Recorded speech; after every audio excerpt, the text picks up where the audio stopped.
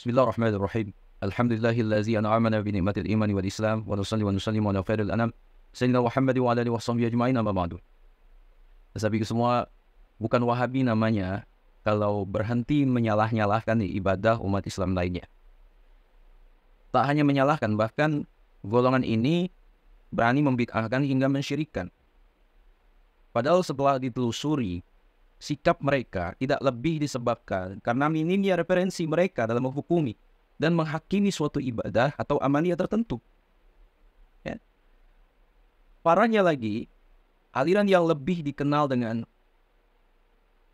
Wahabi ini kerap kali memotong dalil dan menyembunyikan penjelasan atau makna sebenarnya dari dalil tersebut. Ya. Tidak berhenti sampai di situ ashabi semua. Potongan-potongan dalil tersebut ditampilkan di situs-situs mereka. Sehingga ya terkesan banyak media yang mendukung pemikiran keagamaan mereka. Ya. Akibatnya apa? Masyarakat awam, terutama pemuda ya, yang ghirah keislamannya sedang menggelora. Ya. Sementara dasar keagamaannya masih belum kuat. Langsung saja percaya dan turut menyebarkannya di sosial media. Bahkan tak jarang langsung ikut-ikutan menghujat dan menyalahkan. Dan itu pun pernah terjadi pada diri saya sendiri. Dalam hal berdoa untuk orang mati misalnya. Kelompok Wahabi begitu saja mencomot syarah sahih milik Imam Nawawi. Yang dengan mengungkap bahwa Imam Syafi'i mengatakan amalan membaca Al-Quran itu tidak sampai pahalanya kepada si mayit. Tanpa menampilkan pendapat Imam Nawawi yang lain. Seperti dikatakan, berkata Imam An-Nawawi Asy-Syafi'i rahimahullah ya, dalam Al-Azkar,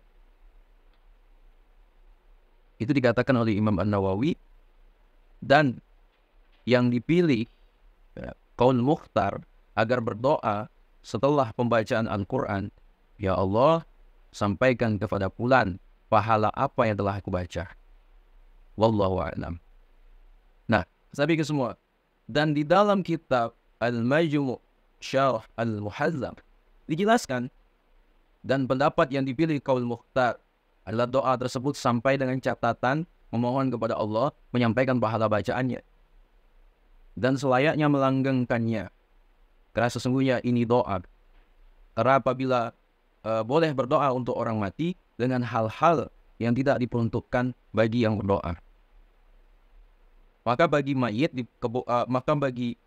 kebolehan hal tersebut lebih afdal atau utama.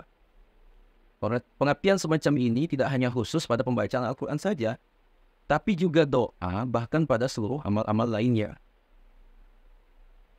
Ya. Ulama telah sepakat bahwa membaca Al-Quran, berdoa, dan amal lainnya untuk orang mati bermanfaat bagi orang yang sudah mati maupun orang masih hidup, baik dekat maupun jauh, baik dengan wasiat atau tanpa wasiat. Ya.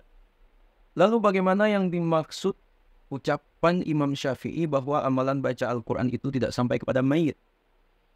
Jawabannya, kata tidak sampai pada redaksi tersebut ada, yaitu ketika si pembaca tidak meniatkan pahala bacaannya untuk si mayit dan tidak berdoa memohon kepada Allah agar pahalanya disampaikan ya kepada si mayit.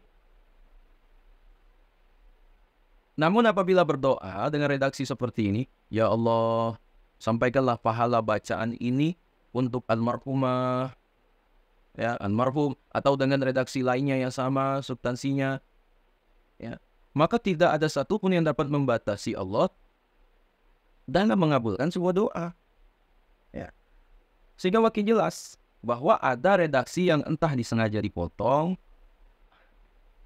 atau memang ketidakmampuannya menjangkau dalil-dalil lainnya yang saling menjelaskan dan menguatkan. Assalamualaikum semua. Ulama Syafi'iyah lainnya pun seperti Syekhul Islam Imam Zakaria Al-Ansari ya, dalam Fathul Wahhab mengatakan, adapun pembacaan Al-Quran dalam syarah Muslim Imam An-Nawawi yang mengatakan bahwa dari mazhab Asy-Syafi'i telah masyhur akan pahala bacaan Al-Quran ya tidak sampai kepada mayit. Dan apa yang dikatakan sebagai qaul masyhur ya, ucapan Imam Syafi'i mengandung pengertian bacaan Al-Quran tersebut sampai atau tidak, tergantung apakah meniatkan pahala bacanya untuk si mayit atau tidak meniatkannya, serta tidak mendoakannya. Sabiqus semua dimuliakan Allah. Syekhul Islam Imam Ibn Taimiyah berpendapat bahwa doa pada mayit atau orang yang mati itu sampai dan bermanfaat. Siapa yang mengingkarinya maka ia adalah ahli bid'ah. Ayo, gimana nih Wahabi, jamaah Wahabi? Ya. Ada pertanyaan dalam Majmu' al-Fatawa. Ya. Bagaimana dengan ayat wa an laisa lil insani illa ma sa'a? Dan bahwasanya seseorang manusia tiada memperoleh selain apa yang diusahakannya. Terus bagaimana pula dengan sabda Nabi Muhammad SAW? Idza mata banu Adam qata'a amaluhu illa min thalathin sadaqatin jariyatin aw ilmin yuntafa'u bihi aw waladin salihin yad'u lah. Jika seseorang meninggal dunia, maka terputuslah amalannya kecuali 3 perkara, yaitu sedekah jariyah, ilmu yang dimanfaatkan, atau doa anak yang soleh. Jadi riwayat Imam Muslim. Apakah itu berarti amalan kebaikan apapun tidak sampai pada mayit? Ayo, jamaah Wahabi. Imam Ibn Taimiyah itu menjawab, laisa fil ayati wala fil hadithi anna al-mayyita la yantafi'u bi du'a'il khalqi lahu wa bima yu'madu anhu min al-birri, bal a'immatul Islam muttafiquna 'ala intifa'il mayyiti. Bidzalika wa hadha mimma yu'lamu bil ittirari min dinil Islam. Wa qad dalla 'alaihi al-kitabu was sunnatu wal ijma'u, faman qala fadzalika kana min ahli al-bid'ah. Tidak ada ya dalam ayat atau hadis yang dimaksud yang menunjukkan bahwa mayit tidak mendapatkan manfaat dengan doa yang lain untuknya. Begitu pula dengan amalan kebaikan yang lain untuknya. Bahkan kaum muslimin sepakat akan manfaatnya doa dan amalan kebaikan untuk mayit. Ya, hal ini sudah diketahui secara pasti. Ya, dalil Al-Quran dan As-Sunnah serta ijma' kesepakatan para ulama telah mendukung hal ini. Siapa yang menyelisihi pendapat tersebut, maka ia adalah ahlul bid'ah. Dalam Majmu' al-Fatawa Imam Ibn Taimiyah. Bacaan Al-Quran untuk orang mati. Bagaimana dengan bacaan Al-Quran? Apakah sampai pada mayit ataukah bermanfaat bagi yang sudah mati?